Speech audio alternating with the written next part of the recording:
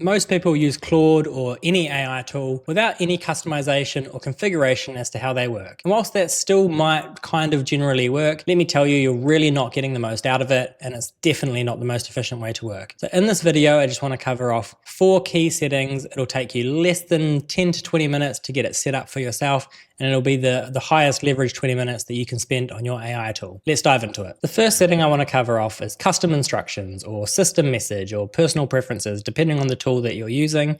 And it's probably the highest ROI setting that you can set in any of the AI tools. With that said, let's dive into it and look at my custom instructions. Hopefully that will inspire you in what you're going to put in yours. So here we are over in Claude Desktop, and if I just click on the little burger menu thing in the top left and go to my organization and then go to settings. If you happen to see org settings, it's because you're an admin, just ignore that. We're looking at personal settings.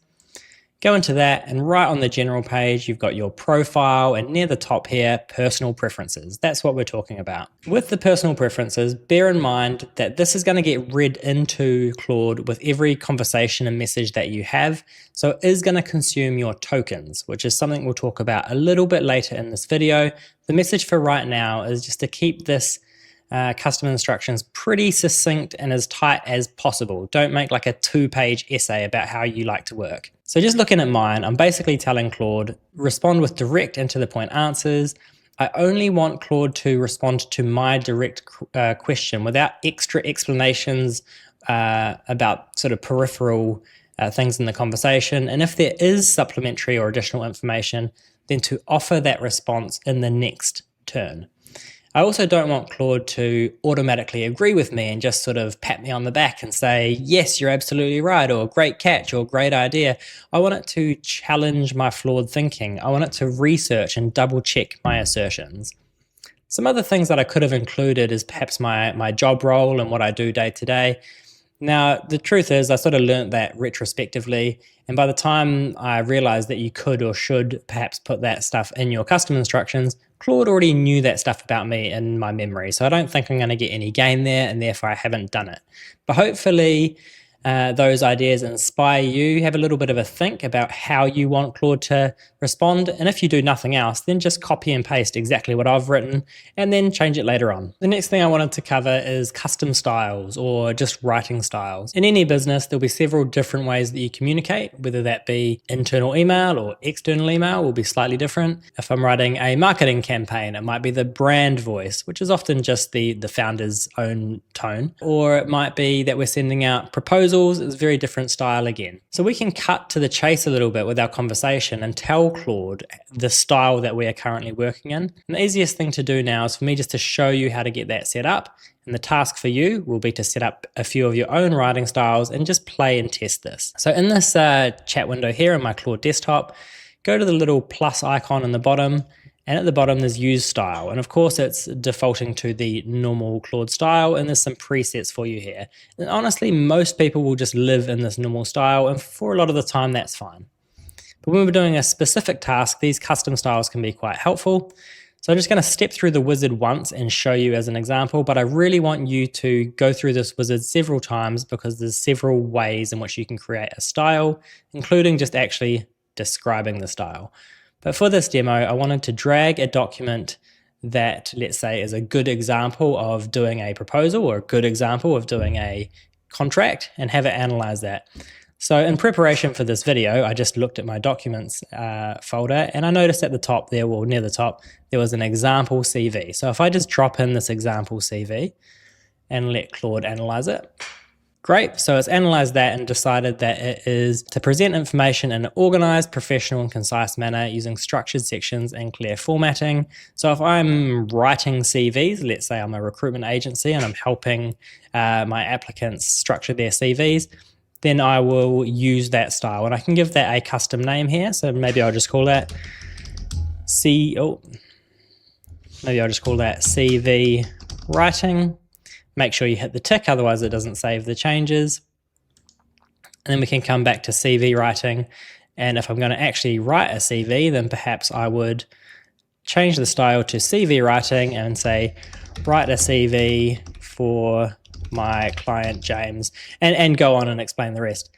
So that's just the example of setting up the styles. I want you to take that now or pause the video and go ahead and get a few styles set up and do some actual testing of the output. The next thing to cover off is memory. So this is the thing that actually makes Claude get better over time. And assuming that we're comfortable with, and I think we've established in earlier modules, that we are comfortable with Anthropic having some of our data, then for me, memory is something you really want on. Let's be honest, I mean, Meta and Google already know everything there is to know about us. If Anthropic knows that I live in Palmerston North, then that's fine with me. Let's dive over into my Claude desktop and I'll show you where to just make sure this is on. I believe it is actually on by default, but if it's not, it's worth checking.